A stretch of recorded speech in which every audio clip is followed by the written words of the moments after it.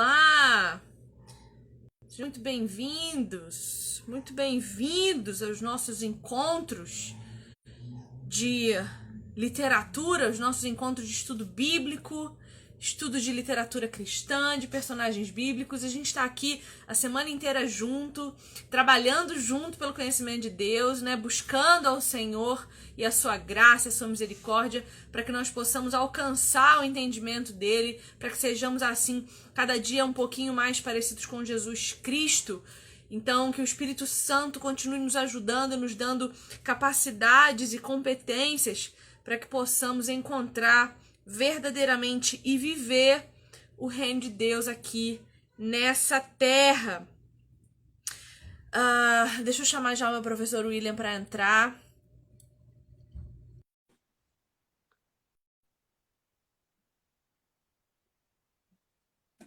Vamos ver se ele vem, se ele não vem.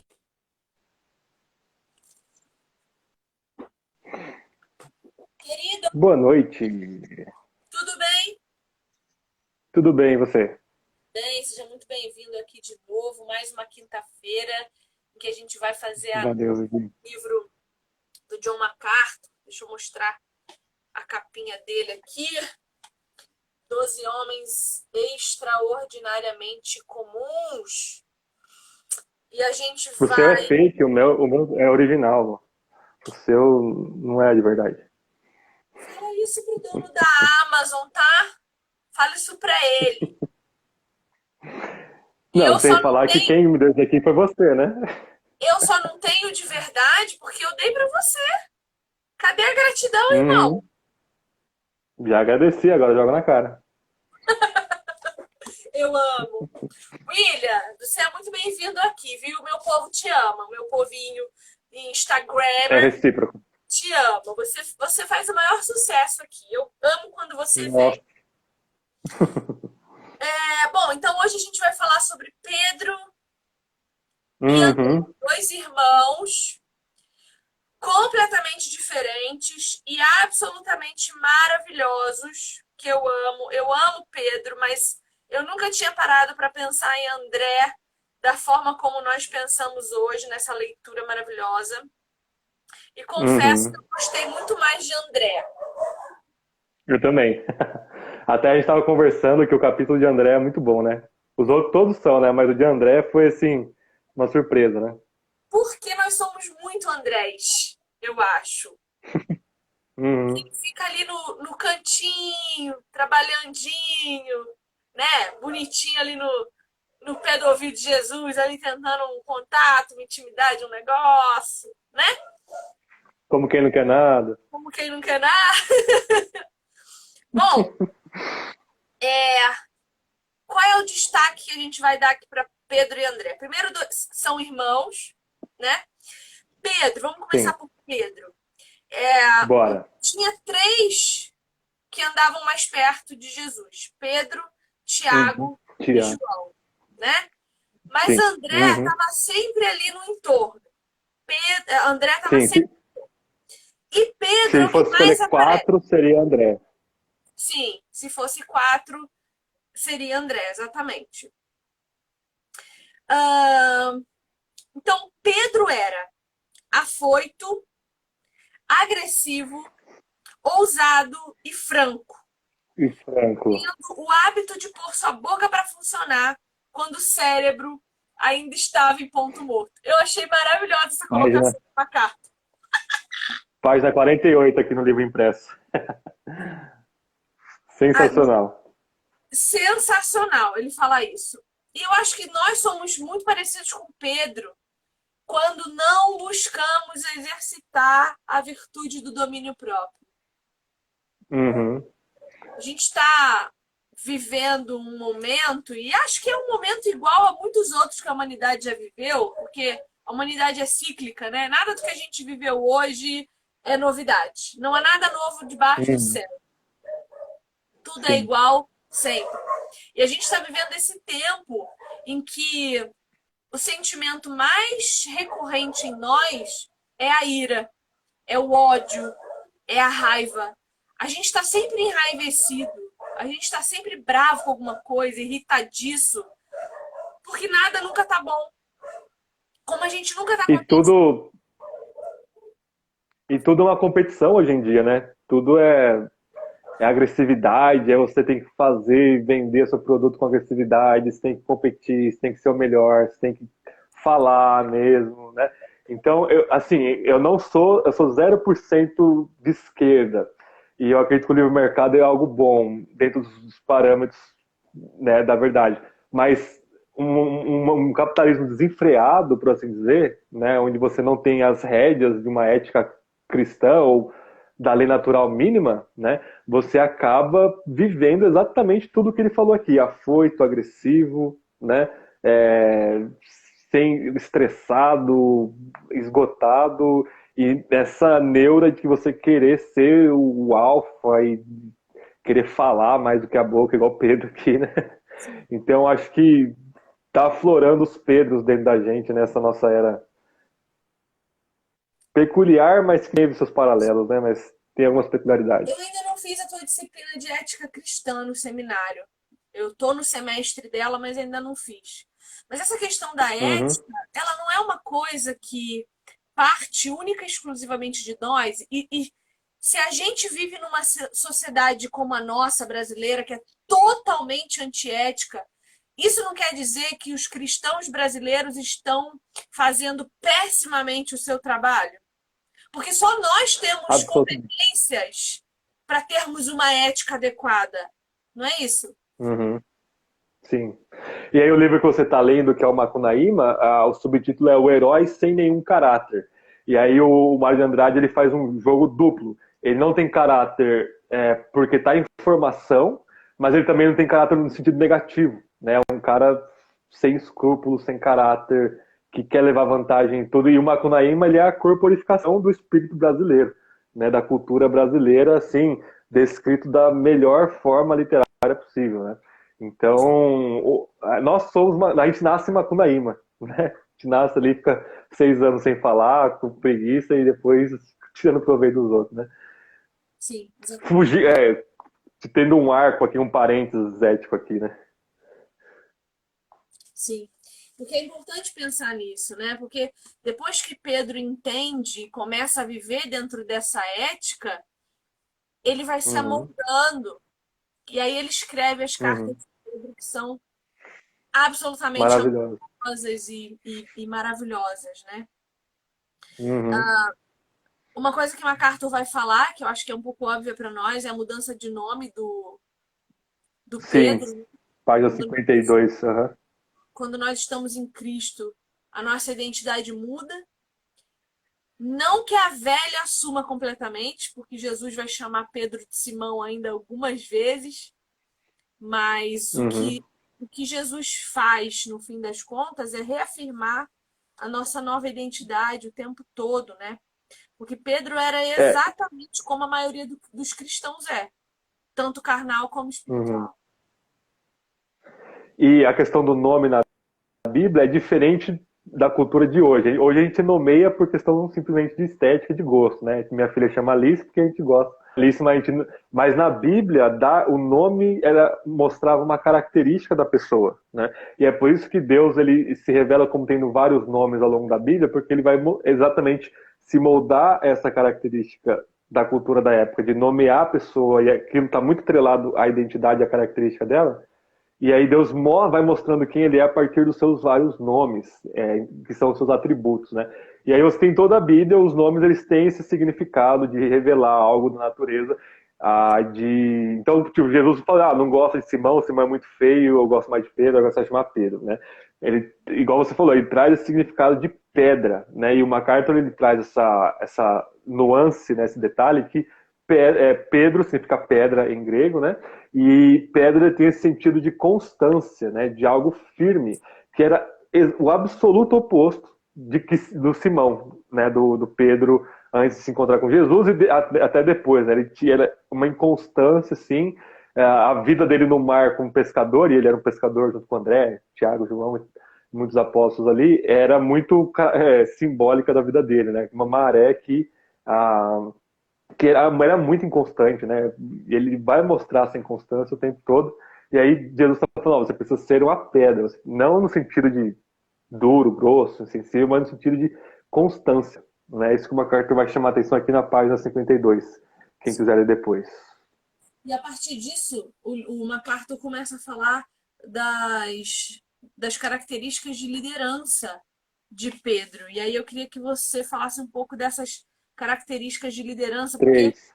eu, eu, eu, eu, eu me identifico muito com Pedro nessa questão do posicionamento sempre muito firme, né? Que nem sempre me favorece, como assim também não favoreceu Pedro em todas as vezes. Essa coisa de você falar de forma mais firme e talvez não ser compreendido como você estava tentando se comunicar. Mas dentro da liderança, algumas características são importantes se você coloca elas aos pés da cruz, né? Claro que Uhum. os maiores líderes que nós temos conhecidos hoje são líderes que a gente reconhece por características não muito piedosas. E isso é um problema, né? Então eu queria que você discorresse um pouco sobre essas características. Antes de falar das 3 características, o MacArthur ele usa um termo muito legal aqui, que ele vai falar que essas características são a matéria-prima que Deus usa para formar o apóstolo principal, que é Pedro. Pedro é o principal apóstolo, né? Ele é o líder dos apóstolos aí. E então, Deus, é muito interessante isso, que Deus ele trabalha a partir de características que nós já temos.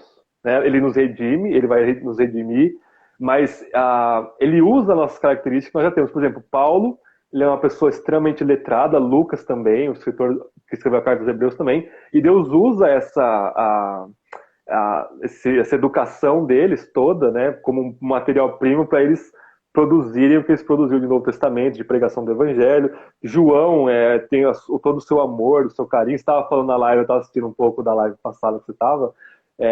João todo dengoso ali, né, todo grudento. E Deus usou isso. O cara que mais nos ensina sobre amor na Bíblia é João, né? Então é muito interessante que uma carta ele vai chamar isso de matéria-prima. Então ele pega a Viviane, pega o William, pega nossos a, telespectadores, nossos, como que você chama? Seguidores? Espectadores. Misericórdia, eu não sei falar as palavras. É brincadeira. Mas ele pega cada um de nós e vai usando aquilo que nós já temos. Né? Isso é muito interessante e vai nos moldando cada vez mais. Ok? Então, pelo menos 3 características bem rápidas aqui que o MacArthur vai citar. E aí eu não vou dar exemplos bíblicos, porque o pessoal conhece a história de Pedro, vai lembrar de muitos exemplos aí que o MacArthur vai citando. Curiosidade, iniciativa e envolvimento.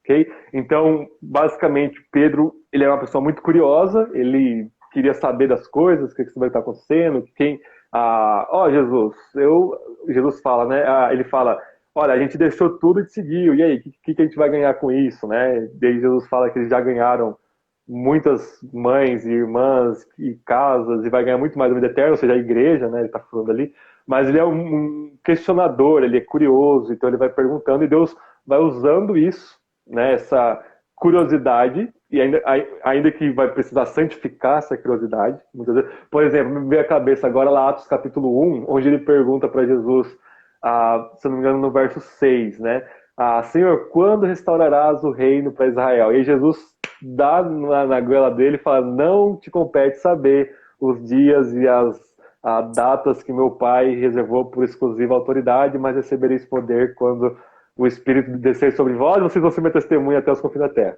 Então, essa curiosidade, você não está vendo que está acontecendo uma coisa muito além, é uma passagem que há controvérsias, né? Mas Jesus vai moldando, Jesus não fala assim, não seja curioso, ele vai moldando essa curiosidade dele.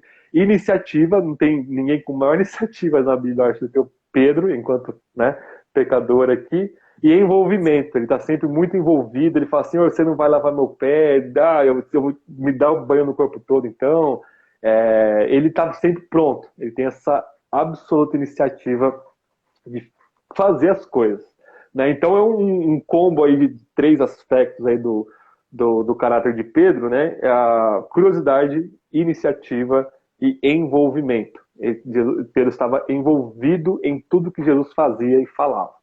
Ok? Então, quer falar alguma coisa sobre esses 3 aí?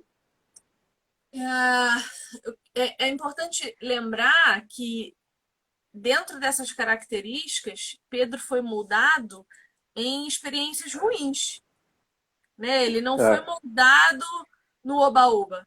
E o crente, ele tem dificuldade de lidar com as suas experiências ruins com Deus. Ele acha que Uhum. se deu certo alguma coisa, que ele está sendo reprovado. E nem sempre é isso. Às vezes é mesmo uma aprovação de fé, é uma testificação de que você precisa crescer um pouco mais para alcançar aquilo que você está almejando, você precisa se preparar um pouco mais. Às vezes o que você está pedindo você ainda não tem caráter nem competências para suportar.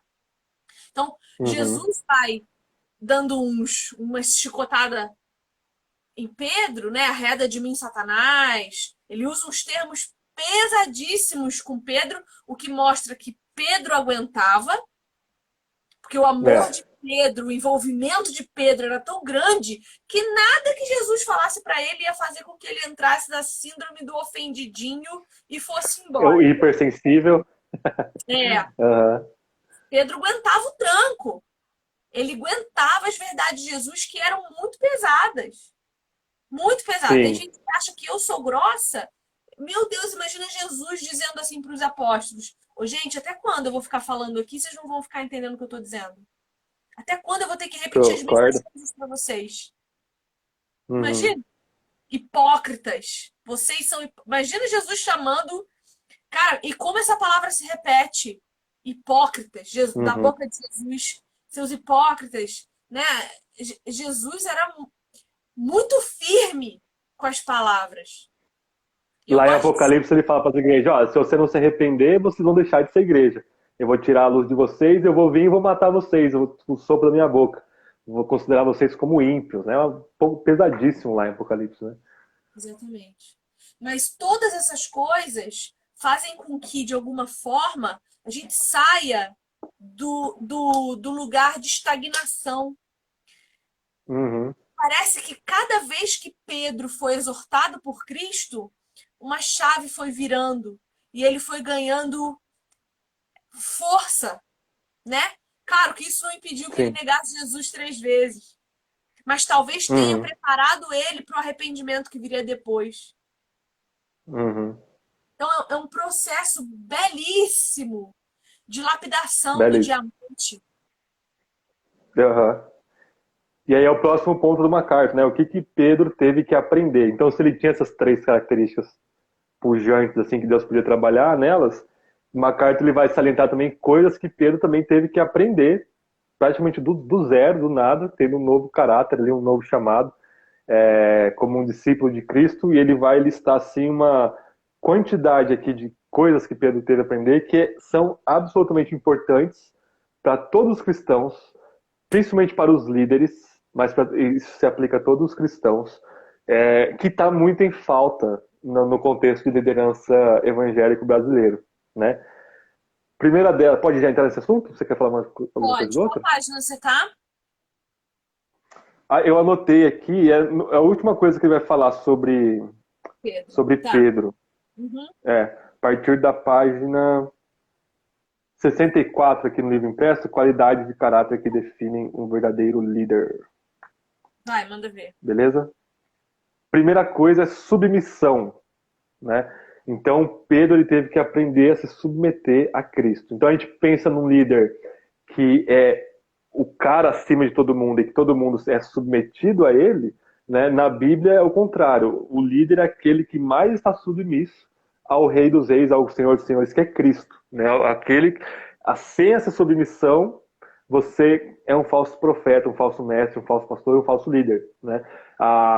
Querer angariar para si, tomar para si toda a autoridade, que é o que acontece na maioria das igrejas, né? Você tem um pastor que manda e desmanda em tudo, né? Que é um contexto, digamos assim, episcopal de pastorado, um pastor mandando em tudo, é uma coisa assim horrorosa que não tem respaldo bíblico para você ter um só cara liderando sobre tudo. Na Bíblia é sempre uma pluralidade de pastores em cada igreja, dependendo da necessidade de cada igreja, e um se submetendo ao outro e todos se submetendo a Cristo. Então, Pedro, ele precisou aprender essa submissão. Ele, como primeiro e principal apóstolo, ele precisou ser moído por Cristo, né? E aprender a se submeter a ele. Não, Senhor, eu não vou te negar, igual você falou assim. Não, você vai me negar 3 vezes antes do galo cantar. Né? Então, é essa a primeira característica que falta aí. Talvez uma crítica, né, de uma carta na liderança moderna aí. E aí eu vou falando a cada uma e pode comentar se quiser, Vivi, cada uma delas também. Submissão, se tiver alguma coisa para falar, fica à Não, vontade. Sinta-se em casa. submissão. Porque Brincadeira. assim, ó, esse ano para mim, esse ano de 2020 foi um ano extraordinário para mim. Porque foi quando eu comecei a fazer o seminário, foi quando eu conheci você, o Alexandre, foi quando eu conheci aquela turma bacaníssima lá, o Jairo e tal. E foi quando eu comecei a aprender exatamente isso. O que é uma submissão em amor que não se transforma em subserviência. O que é um Uhum, relacionamento saudável entre alguém que está acima de mim como autoridade e conhecimento, mas que não se coloca nesse lugar para que eu não me sinta diminuída, porque você faz isso. Você tem essa postura de não, cara, você sabe muita coisa, mas não é isso que determina o meu relacionamento com você. Pelo contrário, uhum, você desce aqui no meu lugarzinho, você desce onde eu tô. Sabe criança que você agacha para falar no mesmo nível? Você agacha para falar no mesmo nível que eu, para me ajudar a me levantar e ficar na mesma altura que você. E isso é uma virtude uhum. extraordinária. É uma virtude que não vem do William. É um É, absolutamente. processo de validação do Espírito Santo em você. Então, através Uhum, de vocês, e isso à distância, eu imagino que não seria pessoalmente, né? Então, através de vocês, pô, o Alexandre é um cara, meu, extraordinário, que me faz dar muita risada. O Jairo, ô louco.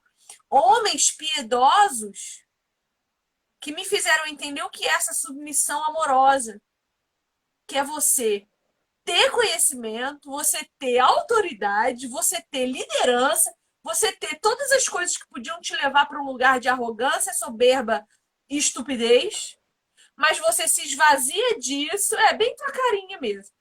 Mas você se esvazia disso para alcançar os irmãos que estão ainda começando. E eu ainda não tinha essa uhum, experiência com ninguém. E aí, depois de uhum. vocês, eu encontrei uma igreja local que, cara, né, o Senhor falou: agora você está pronta para isso. Aí me despejou vocês, me despejou o meu pastor da minha igreja local, né, as mulheres da minha igreja local, que são extraordinárias, que me acolhem. Eu comecei a enxergar essas pessoas piedosas à minha volta e a ter caminho com elas. Mas eu acredito que enquanto eu ainda era soberba, arrogante, nojenta, Deus não me apresentou essas pessoas para que eu não as afastasse. Uhum. Eu também precisei entender, opa, peraí, minha postura não tá legal, não tá boa, deixa eu me recolher aqui a minha insignificância, né? E é isso que falta. E foi isso que Jesus precisou fazer com Pedro de uma forma incisiva, porque eles não tinham muito tempo. É. Então Jesus precisou dar umas porradas E, em Pedro para ele. uhum.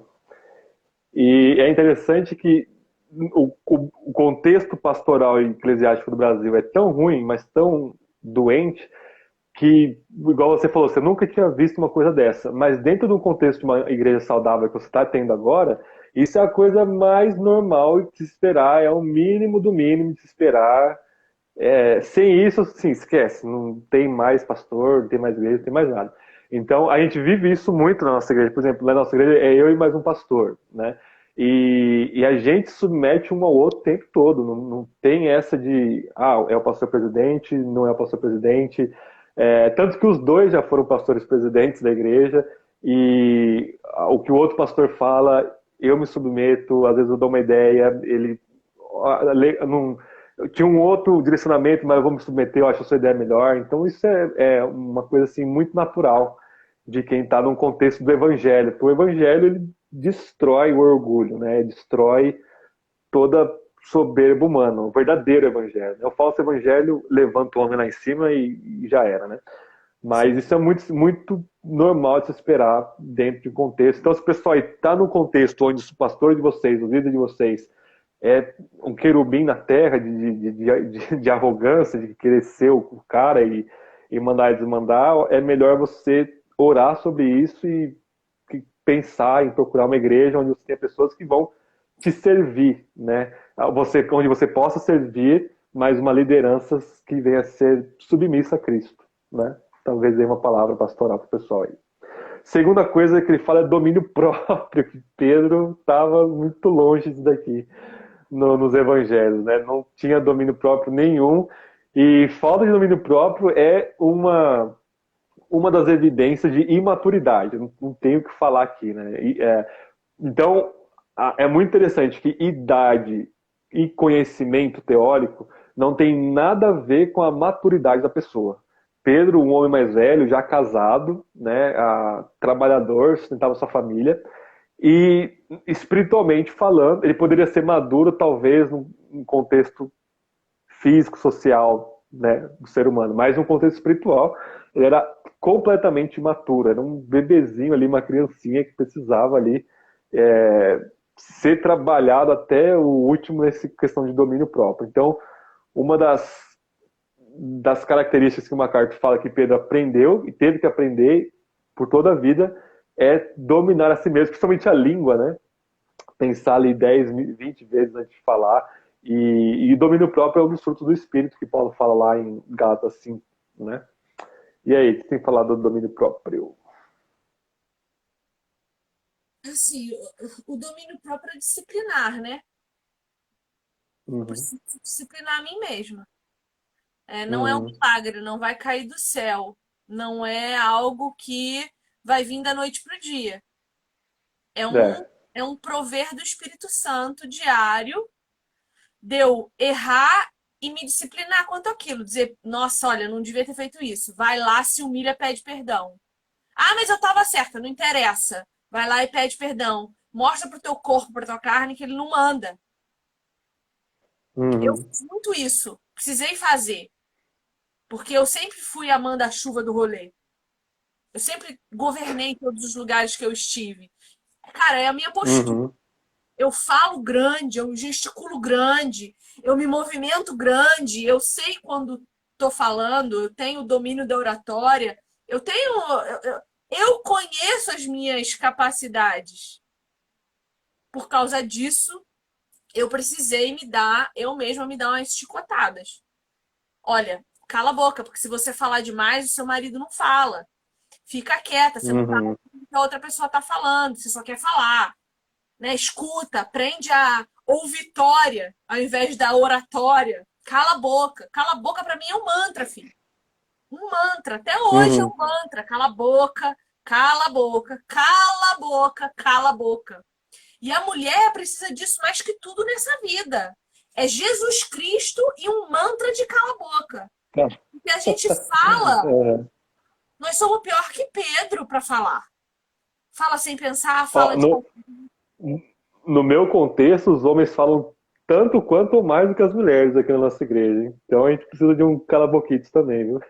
Vou aí pregar. Eu tenho uma pregação do Cala a Boca, que é maravilhosa, funciona, É, é uma benção. Vou aí. calai-vos diante de Deus toda a terra, né? Agora, imagine como é feio uma liderança sem domínio próprio, né? Uma liderança que às vezes você fala de um jeito que o líder ali não gostou na hora e ele já esbraveja em cima de você, já solta os cachorros em cima de você. Você vai trazer uma crítica construtiva a alguma coisa dele, alguma interpretação bíblica dele, alguma postura dele, ele já não aceita. Então, isso é extremamente comum no contexto brasileiro, né? Do líder, por ter um domínio externo, ele não acha que ele precisa ter esse domínio interno, né? E isso é extremamente horroroso, né? Uma outra também, humildade. Pedro precisou ser moído ali na humildade. Depois, na carta dele, vai falar, né? Humilhai-vos debaixo da mão de Deus, né? E lancem as suas ansiedades em oração diante de Deus. Então, ele era muito orgulhoso, falava que não ia negar Jesus e tal. De novo, esse exemplo, né, que está me vindo à mente. E ele precisou aprender a humildade. Talvez as piores formas possíveis, né? Imagine negar Jesus e ter todo aquele constrangimento diante dos 11 ali depois, né, de todo mundo ali. Mas uma próxima característica, duas, né, mas eu vou trazer uma como dupla, é o amor e a compaixão, que está vinculado a todo o resto, né, principalmente a humildade. Então Pedro, ele precisou ser um pouco mais parecido com João, por assim dizer. Ele precisou aprender a amar e a ter compaixão. E como que ele aprendeu isso? Principalmente através da negação de Cristo, né? Quando ele nega Cristo ali, o pecado é tão grande quanto o de Judas, no meu ver, né? Judas foi lá, traiu ele, Pedro negou ele. Qual que é a diferença? É pecado do mesmo jeito em relação à nossa confissão pública acerca de quem é Jesus. Negar e trair dá no mesmo, né? Tá traindo a lealdade sua a Jesus ali no caso de Pedro, né? E aí, depois da ressurreição, e os evangelhos ali são bem claros, principalmente o João, capítulo 20 e 21 ali, 21, né? Jesus, ele está tratando Pedro à parte, né? Então João está, Jesus apareceu ali e chamou Pedro, e Pedro estava lá no barco, quando Jesus estava lá na praia, e ele pula lá para encontrar com Jesus, né? Então, nesse contexto de João 21, nós temos a restauração de Pedro, né? Ó, Pedro, tu me amas ali 3 vezes, o Senhor sabe que eu te amo, ele se entristece, o Senhor sabe todas as coisas, e Jesus repete 3 vezes. Então, apacenta as minhas ovelhas, né? Ame as minhas ovelhas, assim como eu estou demonstrando um amor infinito, perdão e misericórdia infinita, você também tem que mostrar uma misericórdia para com as minhas ovelhas. Então, o amor de Pedro a Cristo se traduzia em pastorear, cuidar e amar da igreja, né? Então, esse amor e compaixão, acho que foi muito profundamente enraizado e impactado ali no coração de Pedro por causa desse evento, né, na vida dele, que talvez os mais marcantes aí para uma virada do Simão para o Cefas, né, para a pedra, né? Sim. Comments. Ele vai falar de caráter também, né? Caráter. Caráter E ele termina falando de coragem também. Sim. E quando eu E a penso coragem é interessante que... Pode falar de caráter. Não, eu ia falar de caráter, porque caráter é uma coisa que as pessoas têm o hábito de falar assim, caráter ou você tem ou você não tem. E não é assim. 8 ou 80.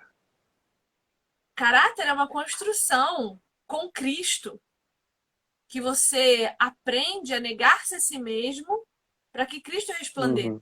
Se eu pensar que caráter ou você tem ou você não tem, então tá todo mundo condenado, porque ninguém tem. Ninguém é bom o E quem suficiente. tem precisa melhorar, né? Sim, sim. A questão da motivação. O que você ia falar de coragem? Uhum. É muito legal a coragem de ver antes e depois do Pentecostes, né? Antes todo mundo abandona o Cristo na cruz, medroso, Pedro sai correndo ali junto com os outros, né? Fica só João e Maria ali. E aí pós-ressurreição, pós-Pentecostes, o Espírito, então...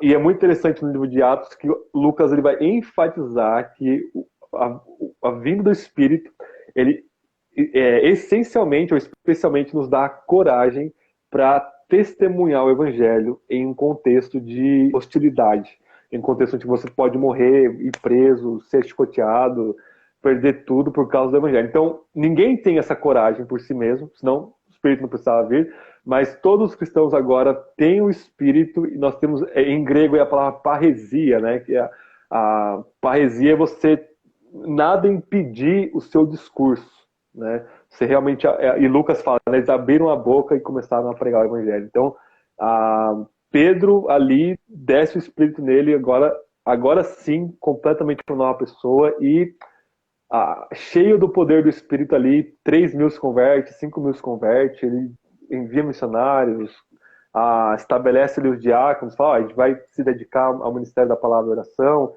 e aí por aí vai, né? Pelo menos até capítulo 11 ali, ou 12 de Atos, o foco é todo o apóstolo Pedro para depois mudar para Paulo, né? Então, Lucas mostrando essa virada completa aí de Pedro pós-Pentecostes, né? Sim, sensacional. Agora bora para André, o apóstolo das Bora. pequenas coisas. Fiquei muito apaixonada por André lendo isso aqui. Porque André é um fofo, a única coisa que Deus, que o Aí, André tipo, quer é pegar um por um, levar para Jesus, falar: Jesus, olha aqui, eu trouxe mais um, Jesus. Olha que coisa mais fofa. Fiquei dá apaixonada. um abraço nele lá no céu, né? Eu vou abraçar André e falar: André, você é um querido. Meu Deus, André, coisa fofa. Sabe qual que é o maior problema assim, que eu enfrento, que eu vejo que as pessoas enfrentam? Porque tá todo mundo com mania de mega, né? É a megalomania cristã. Se eu não pregar Hum, para 50 mil, então não prego. Se eu não subir no púlpito da igreja, então não prego. Eu quero é status, eu não quero conversão.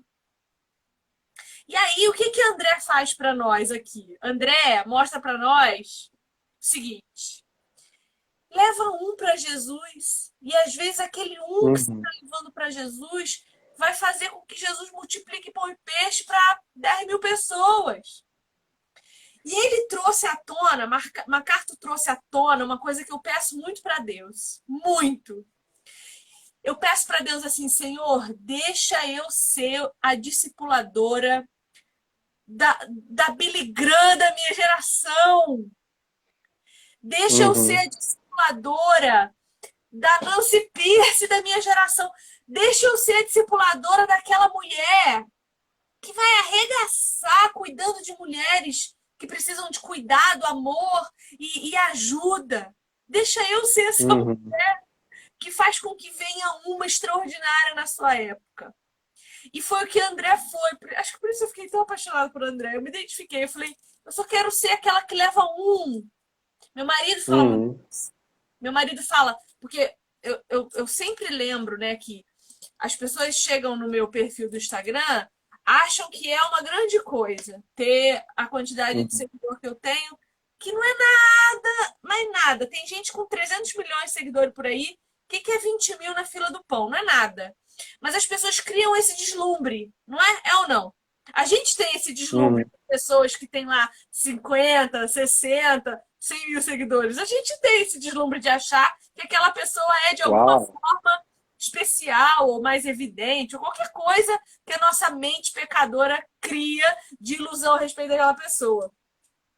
E aí, o meu marido sempre fala isso pra mim, porque teve época, William, de eu fazer live sozinha aqui, de eu abrir e Aham. ninguém aparecer, e eu ter o propósito de fazer a live e fazer.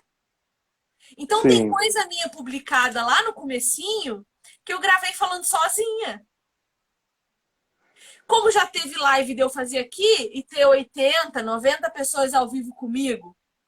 Então, isso não me deslumbra mais. Porque quem aguentou falar para 0 pessoas Sim. durante muito tempo, muito, tá? Não foi uma, nem duas, nem três. Não vai, dificilmente vai se deslumbrar com audiência. Porque é para um. Meu marido sempre fala isso para mim. Viviane, é para um, é para um. Se você dedicar 1 hora do seu dia para alcançar uma pessoa, é para ela que Jesus te pediu para falar, para mais ninguém. Verdade. E os Uhum. números são esses. De 20 mil seguidores, 10% está prestando atenção no que eu estou falando e 1% está fazendo alguma coisa com aquilo que está aprendendo do que eu estou falando. Uhum. A Aham. estatística é essa. Eu vejo pelos grupos de leitura que eu tenho. 20 mil. Eu ofereço lá um grupo de estudos de teologia cristã a partir de literaturas cristãs. O máximo que já teve lá foi, acho que 58 pessoas. Vamos por 60 para estourar para cima. 60 pessoas. Aham. Você entende? Então, não se deslumbre com muito. Porque se você levar Sim. uma pessoa para Jesus, essa uma pessoa meu, se transformar a vida dela, como a minha foi transformada, né? Pô, olha que legal! Já era. Já era. O problema é que hoje em dia, dons e serviço virou tudo e somente aquilo que é público, que é visto, né? Então, eu quero servir na igreja, pastor. Então, o que a gente pensa? Ou eu vou pregar, ou eu vou ensinar, ser pastor ou diácono, ou vou ser músico na igreja, né? Porque eu vou estar lá na frente mostrando aqui. Isso é completamente antibíblico, né? Dons é tudo aquilo que Deus te deu para você servir. Então, uma palavra, uma conversa, um abraço, limpar o banheiro da igreja, tudo que você faz com amor para uma pessoa, você está exercendo seus dons, né? E a gente tem que exercer isso em secreto, né? Deus chama um ou outro ali para aparecer, né? E aí normalmente são os piores que Deus pega, que era o pior, e ele foi o que pregou para 3 e 5 mil pessoas e se converteu assim, milhares de pessoas lá em Atos, né? Os bons, que é o Andrezinho da vida aqui, né? Fica lá no bastidor, lá no background. Né?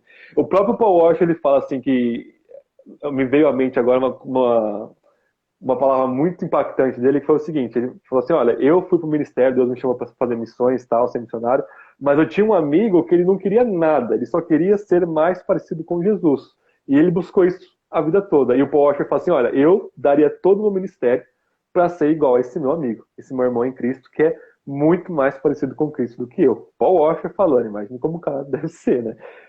E um cara, ele fala assim, simples, pai, marido e trabalhador, né? Uma coisa assim.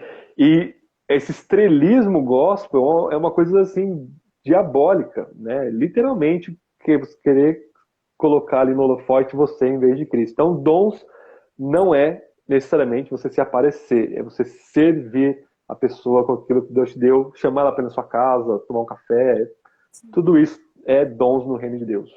E é isso que eu falo para você, que vocês lá do seminário me ensinaram muito. Porque, teoricamente, bom, eu já lidei, volta e meia lido, com pessoas que têm uma visão, uma visibilidade midiática enorme. Mas Uhum, são pessoas que não têm a menor preocupação de ter relacionamento com ninguém, não é só sim. comigo. Uhum. E vem você, o pastor de uma igreja pequena, que estuda pra caramba, dá o sangue, cara. Eu vejo o quanto você trabalha. E é você o cara que transforma o meu coração. E é você o que tá escondido, o que não tem 100 mil seguidores, o cara que eu tô aqui trazendo e falando, vem, William, vem porque você merece ser visto de outra forma por mais pessoas, porque o teu conhecimento vai agregar pra caramba. E aí tô dando um jeito de enfiar a live em você para você vir, porque eu preciso que as pessoas te vejam para que elas recebam de você aquilo que eu tenho recebido no último ano, porque já tem um ano, né? Já tem um ano que nós estamos, quase um ano, eu acho. Não vai Não me ver vai mais não, embora. você tá me constrangendo. Mas, não, eu não estou falando isso para te enaltecer. Eu sei, eu sei, eu sei. Entenda, o que eu Uhum. aprendi com vocês lá do seminário, que são pastores que não são conhecidos mundialmente, são só pastores. Graças a Deus. São só pastores. São só homens de Deus que estão absolutamente preocupados com cada alma que se apresenta diante de vocês. O que eu recebi Uhum. de vocês, de cada André que vocês são e representam, não tem dinheiro que pague.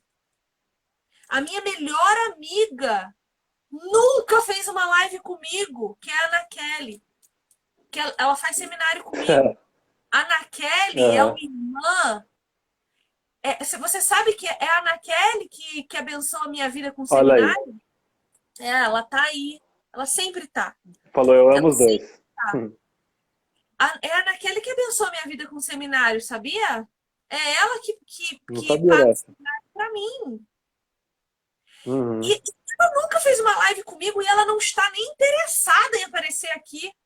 E essa mulher me aguenta nos meus piores dias. Quando eu preciso gritar, chorar, quando eu preciso xingar, quando eu tô Pedro, é ela que tá Nem o comigo. William aguenta, aí você vai pra Ana Kelly, né? Pronto. Exatamente. Exatamente. E são os Andrés da minha vida que me mantêm de pé, os Andrés da minha vida que me apresentam para Jesus, que falam, Viviane, chega aqui mais perto de Cristo, você está longe, chega mais perto, sabe? Vem cá e pega na mão e leva. Cara, os Andrés são extremamente mais importantes para o reino do que o Pedro, que Uhum. prega de vez em quando e converte 3.000. Hoje, os Pedros de hoje não convertem nem meia dúzia, porque não tem nada de Espírito É. Santo neles. Uhum. Mas os Andrés, cara, que caminham juntos. Eu tive uma discipuladora por 1 ano e meio que a gente caminhou junto, viramos amicíssimas. Minha André, que sentava à mesa comigo uma vez por semana, maluca, aprontando todas, ainda estava fumando, ainda estava bebendo, ainda estava divorciada, ainda estava louca, ainda estava beijando na boca, fazendo sexo com qualquer um. E ela estava lá, com paciência, falando: calma, calma, que Deus é mais do que isso, você ainda não entendeu, você ainda não sabe nada, calma, paciência, persistência, calma, continua comigo, bora! Foi essa mulher que me ensinou que o meu casamento precisava de retorno. Foi essa mulher que disse pra mim: Uhum. casamento só, dá teu jeito, cria vergonha na tua cara, desenvolve o teu caráter, seja humilde. Sabe? São os Andrés da minha vida. Então, quando eu li esse capítulo de André, eu fiquei absolutamente grata ao Senhor por ter você, por ter Uhum. o Alexandre, por ter a Ana Kelly, por ter a Maiele, por ter Andrés. E a gente precisa parar de ficar procurando Pedros. Os Pedros são E é legal que importantes. Jesus chama André primeiro, né? É o primeiro discípulo, MacArthur fala aqui, que a gente nunca se toca, né? Então, primeiro chama André, e aí André vai lá ver onde Jesus mora, e aí ele fala: olha, Pedro, fala para o Mandela, encontramos o Messias. Simples assim, só de ir lá ver onde Jesus passou a tarde lá com Jesus, passou umas horas lá depois das 4 horas da tarde lá com Jesus, e ele falou: ah, ok, você é o Messias. Não, nem teve, sim, nada, né? Simplesmente aceitou e bora falar pro meu irmão aqui, né, Pedro. Exatamente. André é demais. Então, isso mexe muito comigo, porque os Andrés são muito importantes e marcam a vida de uma pessoa para sempre. Para sempre. E é legal, conta aí quando ele fala uma carta aqui que André ele valoriza não só as pessoas como indivíduos, né, as coisas pequenas, mas os dons pequenos, quando ele chama lá, Jesus fala da multiplicação lá dos cinco pães e 2 peixes, né? E aí André chama o menino lá e fala: tem isso daqui, né? Então, comenta um pouco aí, Vi, que eu sei que você ficou impactada com essa parte aí. Eu Eu também acho fiquei. lindo, eu acho lindo porque o André é aquele que vê numa criança o potencial de multiplicação dos bens ali, dos dons que ele tem. Então, André potencializa aquela criança, levando ela para perto de Cristo. Os Andrés potencializam a imaturidade de fé que nós temos, nos aproximando de Cristo e nos levando à maturidade. São os Andrés que nos pegam nas mãos e que nos levam até o nosso Senhor. E a gente perdeu isso de Ele vista. Não poderia é Ele poderia ter olhado para aquela criança e falado assim: não, aquilo ali não vale nada. Aqueles pães e peixes ali é um nada, né? Nem vou gastar minha energia aqui. Não, ele pega o menino, leva até Jesus e fala: tem aqui isso aqui, pelo menos, vai alimentar 5 pessoas aqui, pelo menos. André podia ter pego os 2 peixes e os 5 pães e ter É, falado para também. Jesus: olha o que eu consegui, Jesus. Olha o que eu achei aí no meio da multidão. Ele podia ter usurpado daquela criança o seu potencial, que é o que nós temos visto hoje. Líderes Uhum. roubando para se apresentar de forma santa e piedosa diante das multidões. E Aí André você tem não. toda uma equipe se matando de trabalhar e parece que é o cara que fez tudo, né? Exatamente. Exatamente. E isso é sofrido É demais. isso. Porque só existem pessoas assim porque há quem as consuma, porque há quem Pior as que é. aplauda, porque há quem goste delas. E William, vou ser muito franca com você. Toda vez que eu paro pra pensar isso, eu choro demais. Uhum. Sofro demais. Cara, é uma dor assim, porque eu me coloco no lugar de Jesus, ousadamente. Se eu que sou má, que queria que todo mundo fosse pro inferno enquanto Viviane, olho pra Uhum. isso, sofro, porque há em mim um espírito que me vivifica e me faz sofrer. Imagina Jesus, que é o próprio espírito, a própria vida. Imagina Jesus olhando para isso. É lógico que é uma licença poética que eu tiro Sim, sim. para tentar entender de forma a não morrer tudo que acontece ao meu redor. Eu sei que Jesus tem controle de todas as coisas, está tudo dentro de um plano, mas eu também não duvido que Jesus olhe para isso e fale: Meu, Senhor, Deus, Pai, vamos se abraçar aqui, vamos chorar juntos, Espírito Santo.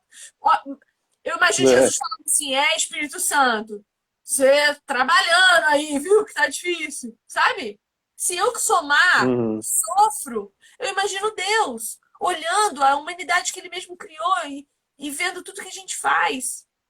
Quando eu caio na besteira Uhum. de ligar a televisão, assistir o jornal, cara, eu choro em cima da minha Bíblia.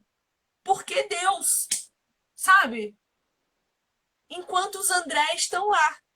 Calma, chega aqui. Enquanto Pedro tá gritando para a multidão, André tá dando assistência. Não, olha Uhum. esse potencial de multiplicação também. Chega perto de Jesus que você vai ver tudo que você tem ser multiplicado. Chega perto Uhum. de Jesus que ele é o único. Pô, isso é muito bonito, cara. Isso é muito lindo, isso me emociona É. demais. A dupla de irmãos de hoje foi muito aprendizado para nós, hein? E diz que André, os historiadores vão dizer, MacArthur traz essa informação, né? Diz a tradição que ele levou o evangelho para o norte. Eusébio, o Sim. historiador da igreja na antiguidade, diz que André chegou até o leste europeu.